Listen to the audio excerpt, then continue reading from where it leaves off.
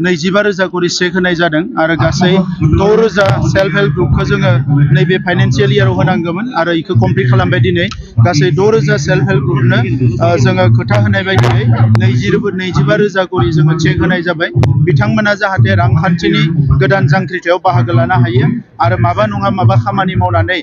गावसोरनि सेल्फ हेल्पखौ गोख्रों खालामनायजों लोगोसे गावसोरनि फेमिलिखौ मोजां खालामनो हायो बिनि थाखायनो बिटिआर सरकारा जोङो बे सापर्टखौ बिथांमोननो होदों आरो बेवहाय गासिबो माहारिनि बर'जों लोगोसे असमिया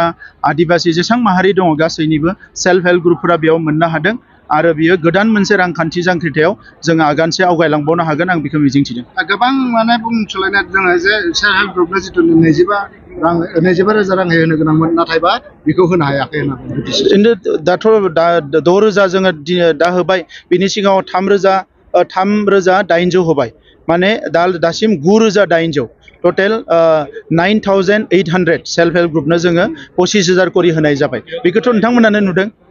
जिथु उदालगुरि फैनानै नोंथांनि सायाव अभियोग लाबोदों जिथु फट'ल' मोजां बेबायदि स्टाफ खिन्थु डेभेलपमेन्टनि जेबो खामानि मावनो हाया दा बेखौ बिथाङा आंजों जिरायबासो मिथिगोन जोंहा हारसिङैनो 35 फ्लेक्सि प्रग्राम दङ दा बिथाङा बेफोरखौ नुवा बिथाङा नुयो गावनि समनि बै जिखिनि भायलेन्स बायदिसिना थासारि बैफोरनि समाव बिथाङा सरकार सालायगासिनो दङमोन दा दिनैनि समाव जों जे मोजां खामानि मावबाय बेखौ बिथांनि मेगनजों नुवा बारा दिन गैला बिथाङा गावनो बुंगोन जे बिटिआरआव जे जौगानाया फैबाय गोजोना फैबाय गासैबो थासारिया जे सोलायबाय बेखौ साननैसो उनाव गावनो बुंगोन जेबो फेक्टर जाया इयाव एबार बहुत भटआव जोंनि बिजाथिया देरहागासिनो दङ बेयाव खुनु फेक्टर होनाय रावबो कम्पिटिसनाव फैनाय नङा